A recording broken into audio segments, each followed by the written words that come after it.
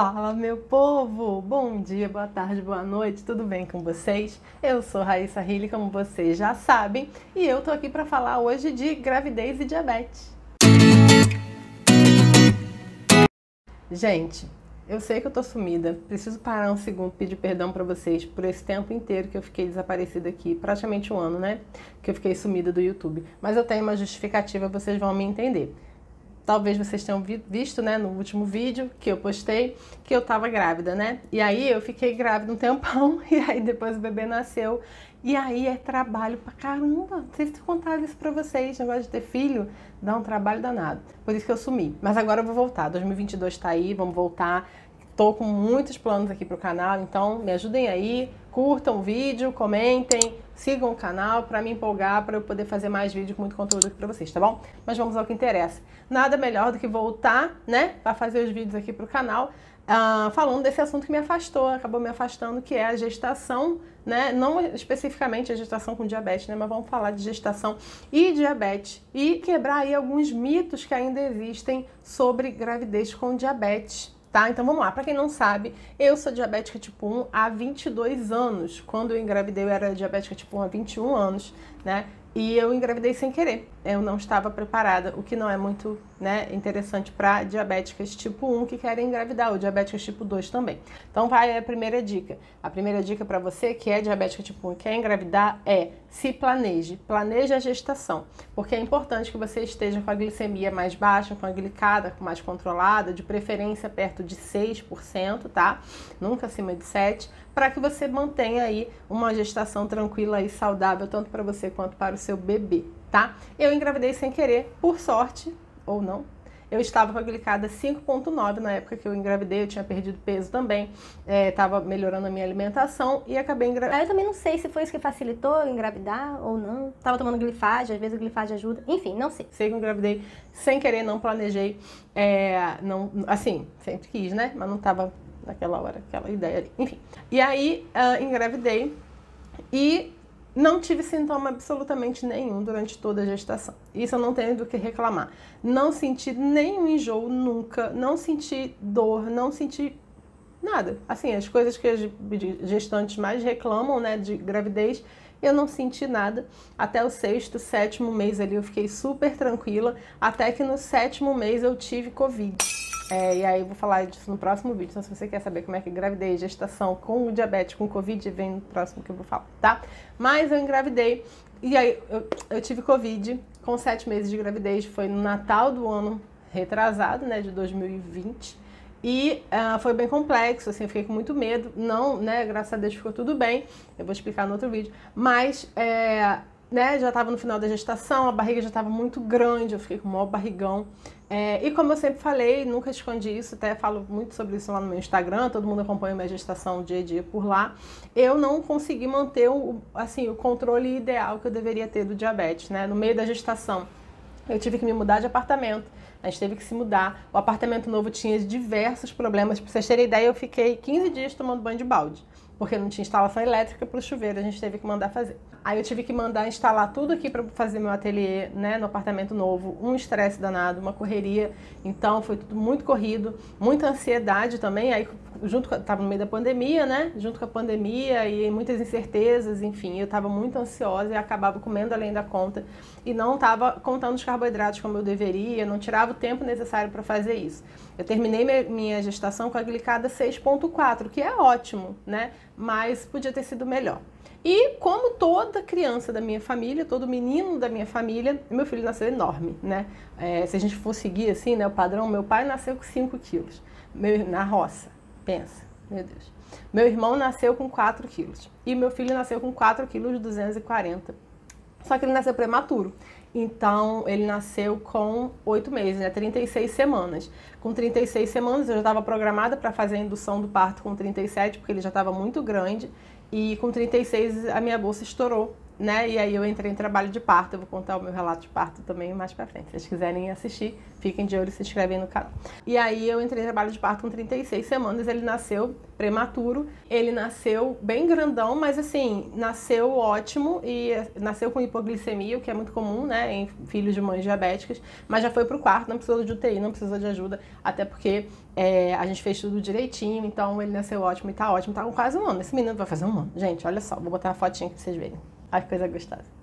E aí, eu queria quebrar alguns mitos. Então, em primeiro lugar, dizer pra vocês que a minha gravidez foi super tranquila. Fora as coisas chatas que toda grávida tem, nada ligado ao DM1. Eu tive prisão de ventre no final da gestação, falta de ar, né? Tinha dificuldade para comer, porque minha barriga estava muito grande, ele era muito grande. Para dormir também era muito ruim. Mas fora isso, assim, ligado ao diabetes, nada em específico. A única coisa que é importante a gente chamar a atenção, e é muito importante que se você está grávida, se você quer engravidar e tem diabetes, é que a cada trimestre a sua glicemia vai responder de uma forma diferente. Então, no primeiro trimestre, nos primeiros 3 meses de gravidez, a gente tende a ter muita hipoglicemia. Né? A nossa sensibilidade à insulina aumenta, a nossa necessidade de insulina diminui. Então é muito importante estar bem assim próximo do seu endócrino para você poder ajustar as doses de insulina no primeiro trimestre. No segundo trimestre, ali de 3 a 6 meses, dá uma estabilizada, não aumenta nem diminui muito a necessidade. No terceiro trimestre, a gente precisa tomar muita insulina. A resistência à insulina aumenta muito. Isso é comum em qualquer mulher. A diferença é que a gente vê, né? As outras mulheres não medem, não sabem, enfim, não aplicam a insulina, o corpo faz sozinho.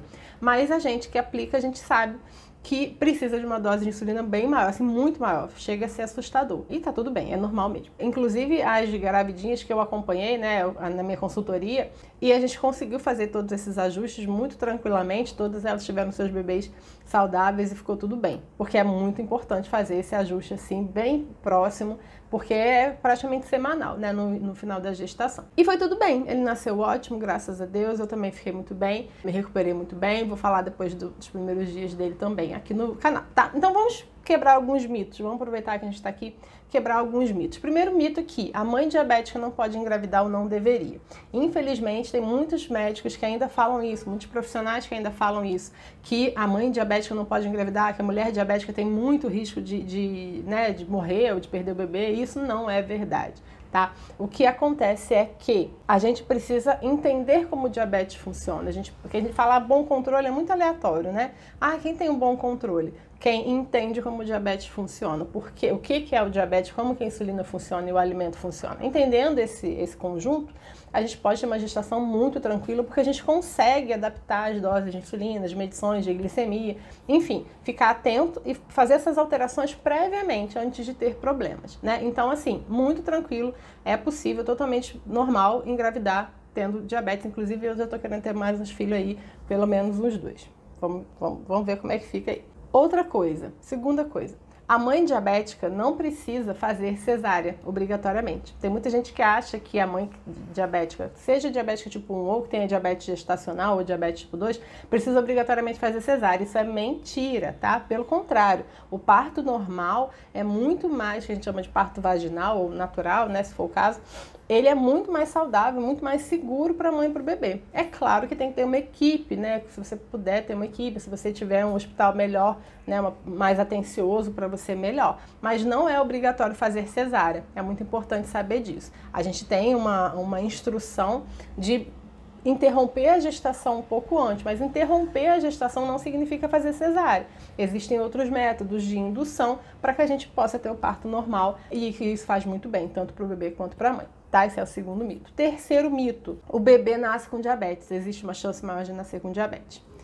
Primeiro lugar, que diabetes tipo 1 não é uma doença hereditária, não é algo que passa de pai para filho, de mãe para filho, né? Então isso é um mito dos grandes. Mas existe sim uma porcentagem microscópica de aumento de chance do filho ter diabetes tipo 1 também. Agora, é uma porcentagem tão microscópica que não vale a pena nem você se preocupar com isso. Então, eu nunca me preocupei com isso, não tenho o menor problema com isso. E outra, se por acaso meu filho vier a ter diabetes tipo 1, eu já sei cuidar mesmo, já estou experiente nisso, a gente vai tirar de letra. Mas não acredito que ele vai ter, não acho que isso seja uma possibilidade aqui na minha casa, tá? E em quarto lugar, uma coisa que é importante, não é nem um mito, mas é importante falar, é que a diabética grávida, né, se ela não for diabética tipo 1, se tiver diabetes gestacional ou se for DM2, não pode usar os medicamentos orais, não pode usar metformina, por exemplo, para tratar o diabetes, porque esses medicamentos passam pela placenta para o bebê. Já a insulina não. Então é muito comum e é o melhor a se fazer que quando a pessoa que usa comprimidos engravida, ela tenha que trocar para insulina. Não tem problema nenhum nisso, né? Vai continuar controlando a glicemia de uma maneira que não seja prejudicial ao bebê, tá? Agora, é importante saber que durante a gestação a gente precisa ter um controle mais apertadinho da glicose. Então, por exemplo, sem estar grávida, a gente mantém a glicemia ali entre 70 e 180, né, idealmente. E na gestação, esse limite abaixa aí para 140. Então a gente tem que ter bastante conhecimento, bastante auxílio, né? Se tiver um médico aí, um profissional que possa te acompanhar de pertinho, se você quer engravidar ou se você está grávida, é muito importante entender o tempo de absorção dos alimentos, como que esse tempo modifica durante a gestação, né? Como que a digestão se altera, para que a gente consiga intercalar direitinho as refeições e as doses de insulina, para que a gente não tenha picos glicêmicos muito altos. Tá? Para quem usa bomba de insulina, facilita bastante também e é até mais fácil de conseguir a bomba quando se está grávida, tá? Acho que é isso, gente. Acho que eu falei aí bastante, né? Estou de volta, espero estar de volta e gostaria de pedir que vocês deixem seus comentários aí embaixo. Se tiver perguntas sobre a gestação, deixa que eu tento responder nos próximos vídeos ou nos próprios comentários. Se inscreve no canal para você ver todos os outros vídeos aí e curte. E aí a gente vai se falando, tá? Se quiser me seguir lá no Instagram, mostro meu dia a dia também por lá, todas as coisas que eu faço, meu filho também, uma coisa linda, coisa rica. Vai aqui, ó, esse arroba, mudei meu arroba, importante falar isso, mudamos, né? Era eu diabética oficial, não é mais. É arroba Raissa Hilly, que é o meu nome. É Raissa, tá, gente? Tem gente que me chama de Raissa. Não é Raissa, não. É Raissa mesmo, tá? Me segue lá para você ver meu dia a dia e deixa sua perguntinha nos comentários. A gente se vê no próximo. Beijo, beijo!